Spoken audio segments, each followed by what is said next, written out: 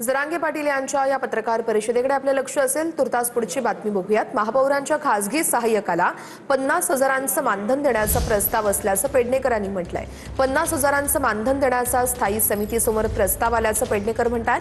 महापौरांच्या प्रसिद्धीसाठी 3 महिन्यांचा 10 लाख रुपये खर्च असं देखील पेडणेकर म्हणतात। महापौर ऋतू तावडे यांच्यावरती किशोरी पेडणेकर यांचे हे आरोप आहेत। 3 महिन्याला 10 लाख दिले जात आहेत आणि ते पण बाहेरून ठेवले। खासगी सचिवाला काय ते पीएला महापालिकेतून 50,000 आधी महिन्याला आधी लोक 9 होते, आता 11 केले। तरी तुम्हाला कमी पडतात तर कसलं काम चाललंय? जे काम अनेक वर्ष जे सगळ्या महापौरांनी केलं त्यात तुम्ही करताय। आपली हद्द सोडून तर काम नाही करणार, पण हद सोडून तुम्ही मागणी करता।